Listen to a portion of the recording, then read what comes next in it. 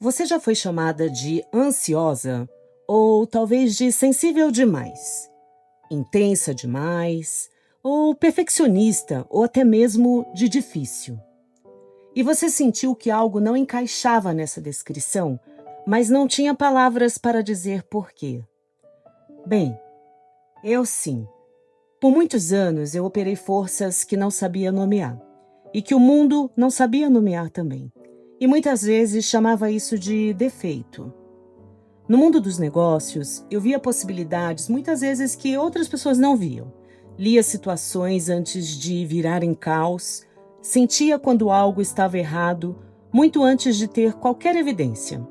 E por muito tempo, eu achei que isso era intensidade demais, até mesmo exagero. Como executiva, eu criava ambientes sem que ninguém pedisse isso para mim.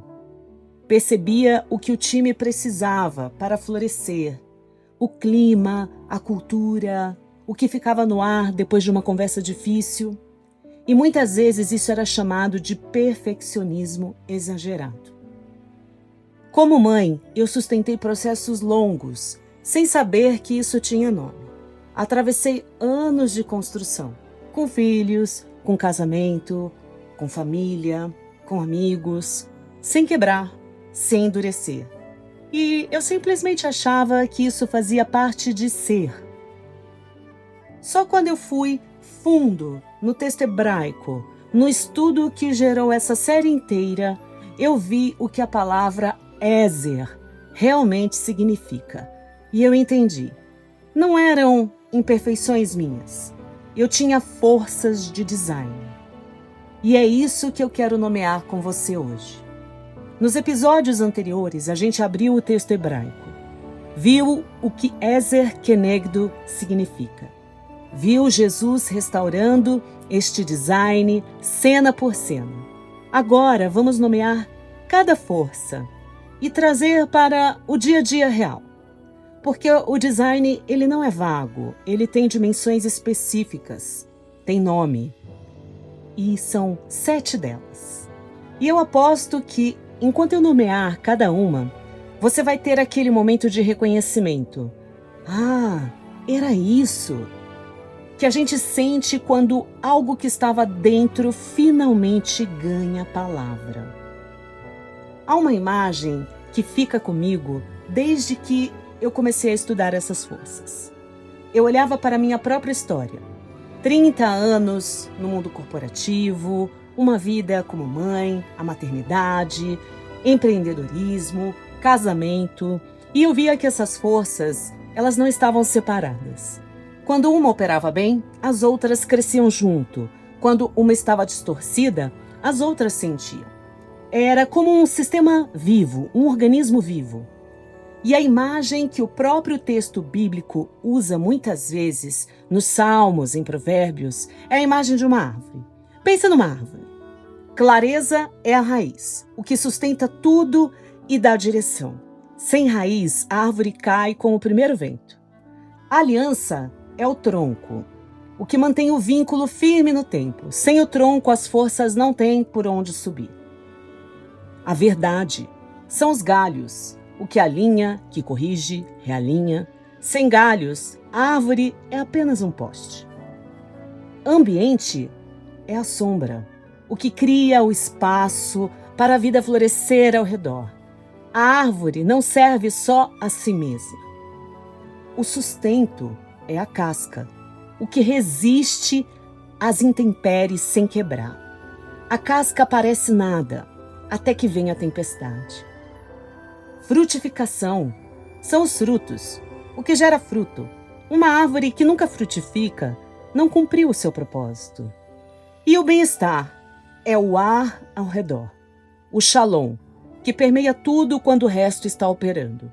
Você não vê, mas você sente, e sem ele, nada respira. Uma coisa importante antes de começarmos: essas forças não são privilégios de poucas mulheres especiais. Não dependem de temperamento nem de personalidade. São dimensões do design, disponíveis para toda mulher. Algumas estarão mais desenvolvidas em você, outras estarão dormentes, talvez até silenciadas pela dor, pela cultura, pela religião, por anos de mensagem errada sobre quem você é. Mas o design está lá, intacto, esperando ser despertado. Vamos nomear cada uma. Força 1. Clareza e proteção. A primeira força é clareza. Eu preciso começar pelo que ela não é, porque durante anos eu confundi as duas coisas e essa confusão me custou muito. Clareza não é ansiedade, não é inquietação de quem não consegue parar de pensar. Não é a mulher que prevê catástrofes e fica em alerta constante. Não é paranoia, não é excesso de sensibilidade. Não é você pensa demais. Clareza, no sentido do design, é a força de ver o campo inteiro com nitidez. É a palavra que melhor descreve o que ela faz com essa visão, é proteção. Não proteção de escudo, de quem reage quando o perigo já chegou. Proteção de perímetro, de quem recebe e vê o que está acontecendo antes de acontecer. Que lê o ambiente antes dele se revelar e mostrar o que estava dentro. Que sente quando algo está errado muito antes de qualquer prova concreta. A raiz hebraica de Ezer, Azar, significa literalmente cercar, rodear. É a imagem de quem não olha apenas para o que está à frente, mas vê o campo ao redor, o perímetro inteiro. Enquanto outros olham para o objeto, Ezer vê o campo. Eu me lembro de um período específico na empresa. Estávamos passando por uma necessidade de reestruturação. Isso muitas vezes significava cortar pessoas, desligar pessoas. A situação ainda não estava fechada, os números eram bons, o clima era amistoso. Mas havia uma tensão pequena, quase imperceptível. Um olhar que durou um segundo a mais, uma palavra escolhida com cuidado demais. Eu saí daquela reunião e comecei a elaborar um plano de desenvolvimento de competências adicionais para o meu time. Porque era necessário estar preparado, pois mudanças viriam. E vieram. Aquilo não era ansiedade, era clareza operando, vendo o campo antes de ele revelar o que tinha dentro. E o que eu fiz com essa visão foi proteger, preparar o que podia ser preparado, ter conversas que precisavam acontecer antes que a mudança chegasse. Não porque eu controlava o resultado, mas porque eu havia visto antes. Das 21 vezes que a palavra Ezer aparece na Bíblia, 16 se referem a Deus. E o que Deus faz como Ezer não é auxiliar pontualmente, é preservar o que está em risco antes que o colapso aconteça. Em Deuteronômio 33, o Ezer, escudo, não protege um indivíduo, protege Israel inteiro, o povo, o sistema, o futuro de uma geração. O Ezer de Deus age em escala. E quando Deus cria a mulher como Ezer, Ele está colocando nela a mesma força. Não apenas resolver o problema imediato à sua frente, mas ver o campo inteiro e proteger o que precisa ser protegido antes que alguém perceba que está em risco. Isso explica algo que eu observo em muitas mulheres. A mulher que organiza sem que ninguém peça. Ela que percebe quando uma relação está se desgastando antes de ter até mesmo um conflito explícito. A que pensa no impacto de uma decisão em quem ainda não está na sala. Ela se preocupa com o que vai sobrar para a próxima geração. Não é excesso de cuidado. Não é você pensa nos outros demais. É o design operando em escala. A mesma escala com que opera quando atribuído a Deus. Você que percebe o que ninguém nomeou ainda. Você que lê a sala antes de entrar nela. Você que pensa nos outros quando os outros ainda estão pensando só em si. Isso não é fraqueza. Não é excesso. Não é problema seu. É a primeira força do design que eu quero destacar. Força 2. Aliança e lealdade. Deixa eu te perguntar algo antes de começar essa força. Nas relações mais importantes da sua vida, no casamento, na amizade mais profunda, no trabalho, você permanece por convicção ou por medo? Você sabe a diferença entre os dois? Porque a aliança como força do design é completamente diferente da aliança como prisão. Uma te fortalece e a outra te esgota. E as duas podem ter a mesma aparência por fora. A segunda força é a aliança. E a aliança, do sentido bíblico, não é apenas relacionamento. É vínculo com compromisso, lealdade com convicção. No Antigo Testamento, a palavra Ezer frequentemente aparece ao lado de outra imagem, escudo. Nosso Ezer é nosso escudo. Ezer não é apoio ocasional. É proteção que permanece no tempo, fidelidade em permanecer, mesmo quando seria mais fácil partir. Eu tenho mais de 25 anos de casamento. E quando as pessoas me perguntam o que sustenta um casamento longo, eu poderia dar muitas respostas. Mas a mais honesta é essa: a aliança. Não entusiasmo, não romance constante, não concordância em tudo, mas a aliança.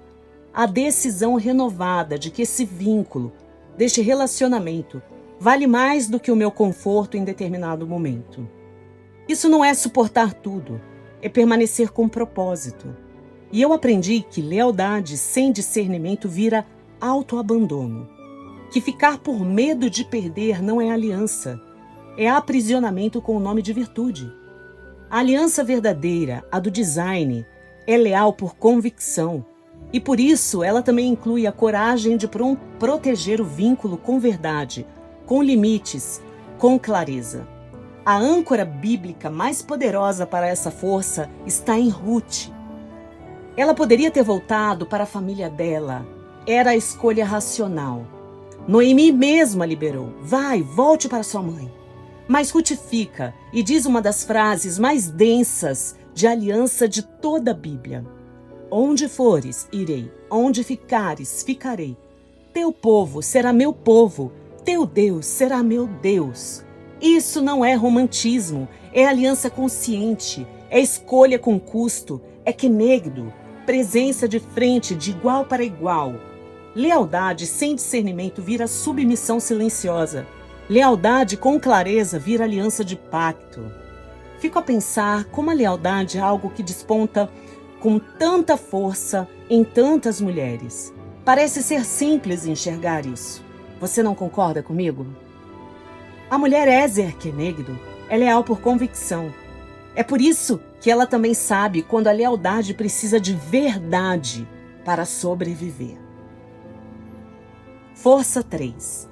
Verdade que confronta com amor. A terceira força é a que eu mais vivi como desafiadora. De um lado, o silêncio que se faz de paz, calar a verdade para evitar o conflito e chamar isso de humildade, bondade ou até de espiritualidade. Do outro lado, a agressividade que se faz de honestidade. Ferir com palavras e justificar com estou sendo sincera. Nenhum dos dois é a força 3. Verdade, no sentido do design, é o que eu chamo de kenegdo em ação. Face a face, olho no olho, amor com firmeza. Há uma diferença enorme entre falar por ego e falar por propósito. Entre querer ferir e querer alinhar. Entre precisar ter razão e querer que o caminho seja bom. E eu aprendi essa diferença na prática na minha vida. Eu tinha um colega em determinado momento que ocupava uma posição executiva. Éramos pares e parecíamos que vivíamos competindo o tempo todo. Trabalhávamos com dedicação, ambos, mas por muitas vezes não respeitávamos os espaços um do outro. Seria mais fácil falar mal desta pessoa do que tentar entender.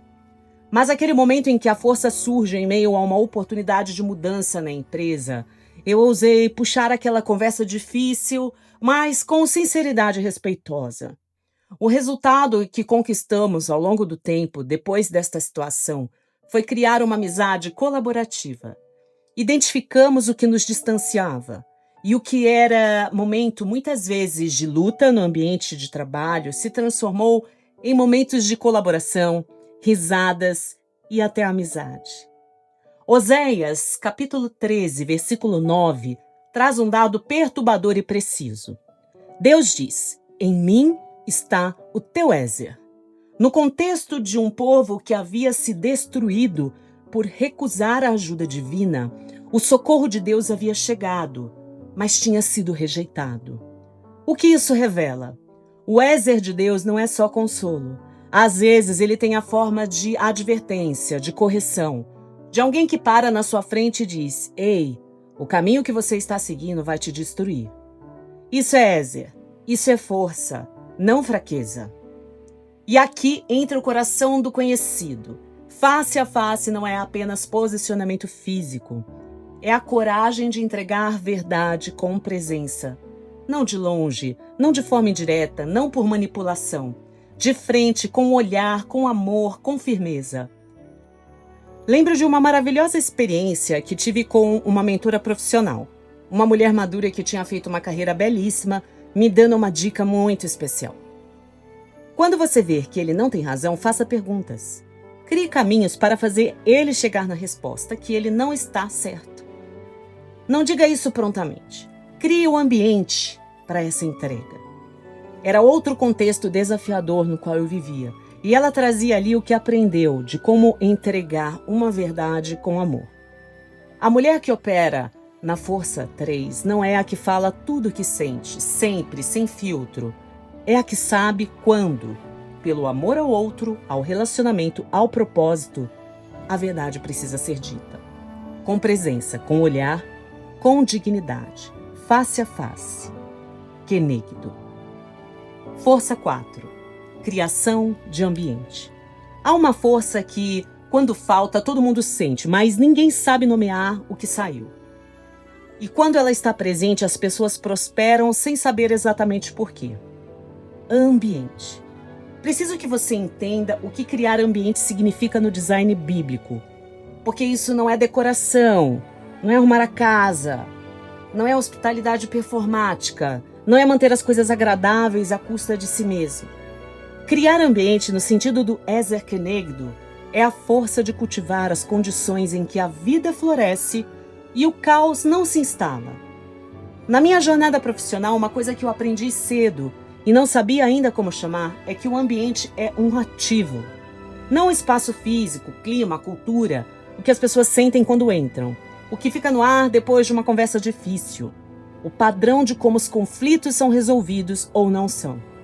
Eu passava tempo intencionando isso e ao mesmo tempo ouvia: "Ai, você é muito detalhista, não perde tempo com isso, isso não é prioridade, as coisas vão se ajeitar sozinhas."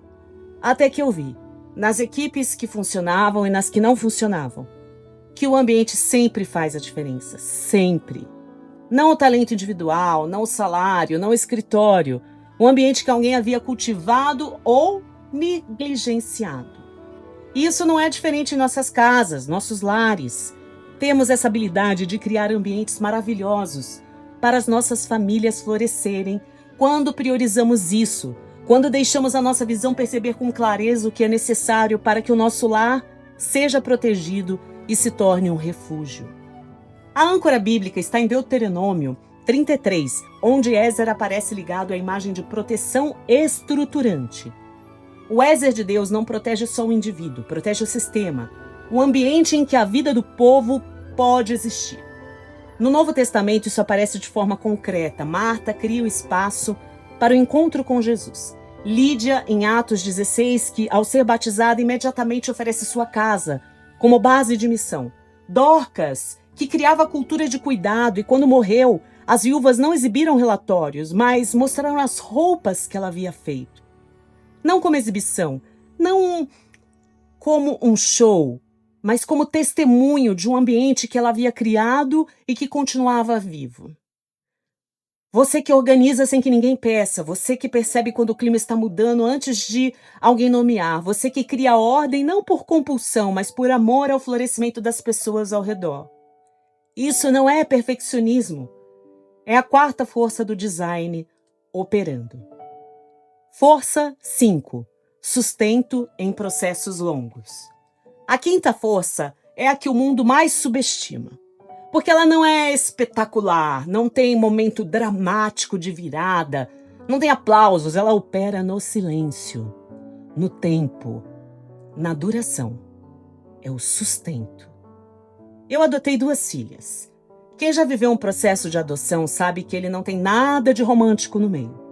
O começo tem, o fim tem, mas o meio são anos de espera, de incerteza, de burocracia, de datas que não se cumprem, de expectativas que se desfazem. O meio é só sustento. Eu aprendi nesse processo que sustento não é passividade, não é aceitar com resignação. É permanecer presente sem endurecer. É atravessar sem perder o propósito.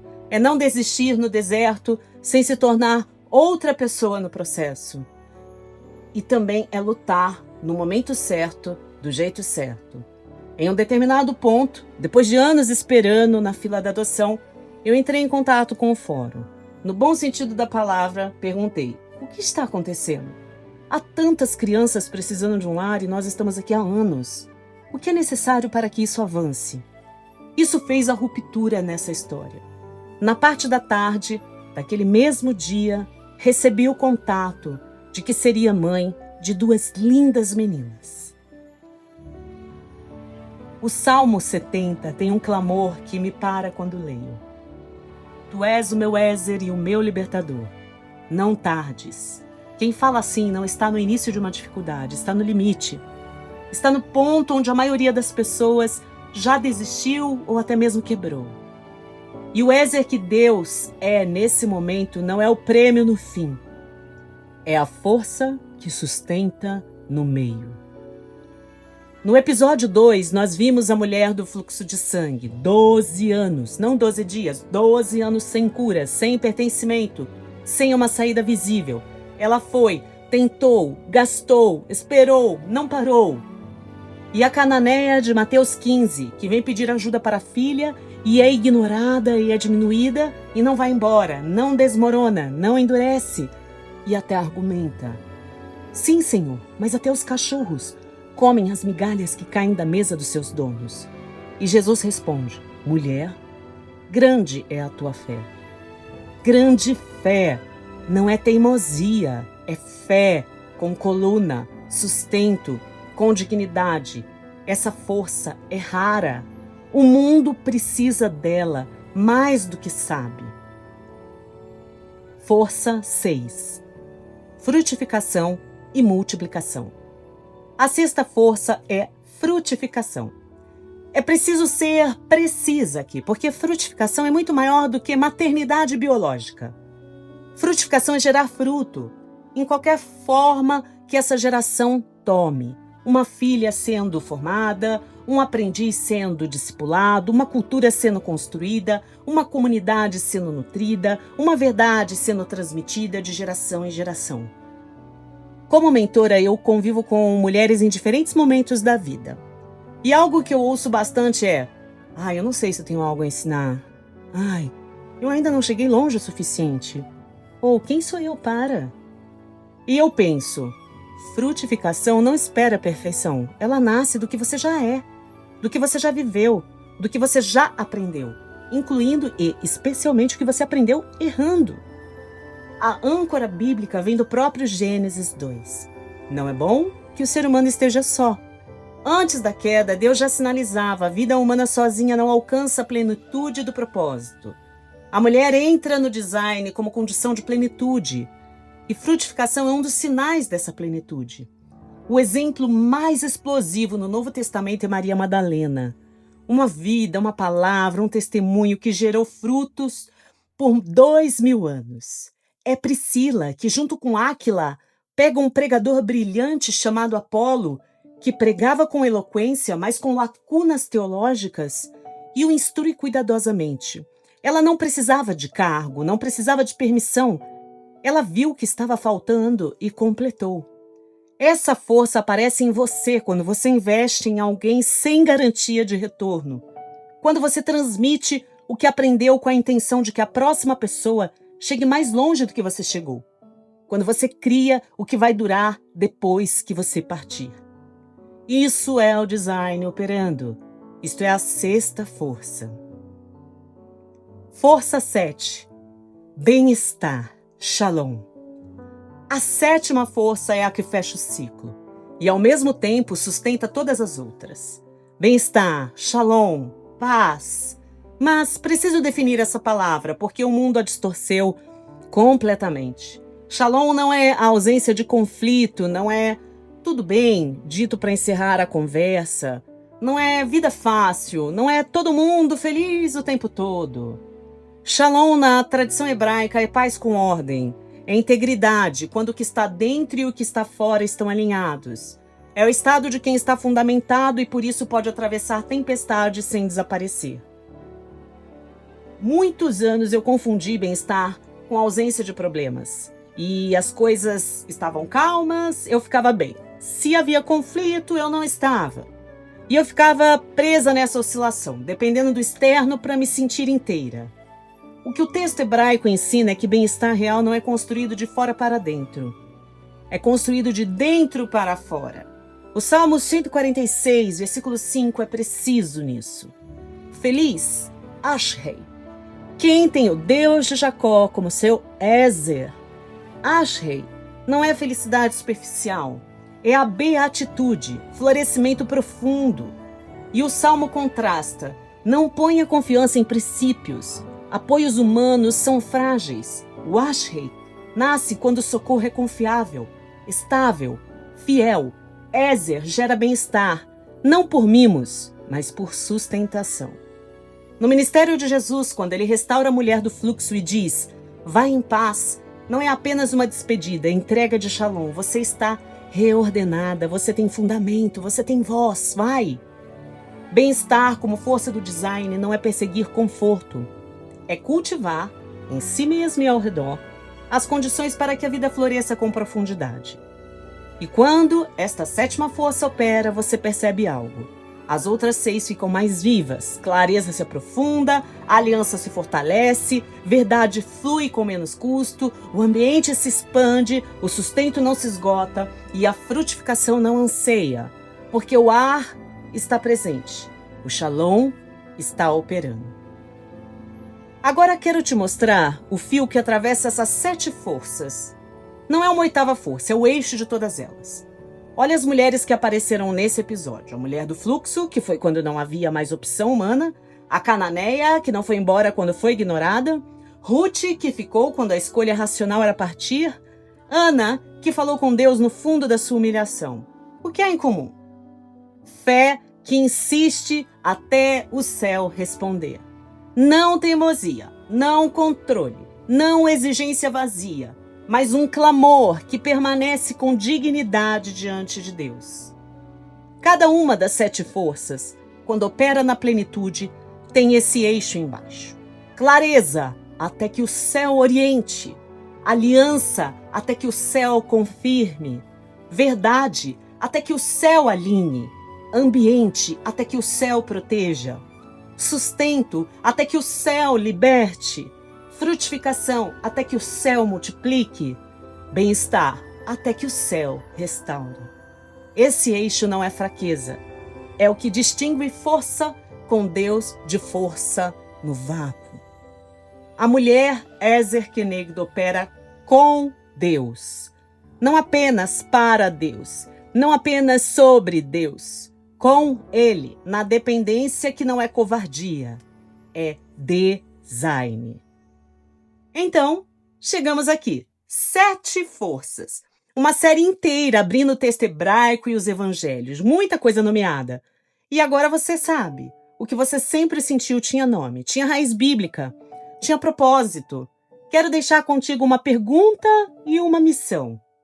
A pergunta: qual dessas forças você reconhece como a mais natural em você? Não todas de uma vez. Uma, a que fluiu por anos sem nome. A que o mundo tentou diminuir, a que talvez esteja dormente, esperando ser reconhecida. Comenta aqui comigo qual o número dessa força. E se quiser, conta o que aconteceu com essa força ao longo da sua vida, como ela foi usada, como está sendo recuperada. Eu vou ler, de verdade. E a missão, esta semana quero que você observe uma situação na sua vida, onde uma dessas forças está presente. Dessa vez, em vez de chamar de excesso ou de defeito, você vai chamar pelo nome certo. Clareza, aliança, verdade, ambiente, sustento, frutificação, bem-estar. Chame pelo nome, porque o que tem nome tem poder. No próximo episódio, episódio 4, a gente vai ver essas forças saindo do conceito e entrando na história real. Mulheres bíblicas reais, Débora, Esther, Abigail, Ana, as parteiras do Egito, Ruth, Noemi, cada uma operando uma ou mais dessas dimensões, com contexto, com a mesma profundidade que você já conhece dessa série. Não foram exceções, foram o design operando. A série Ezer Kenegdo continua. Até o próximo episódio.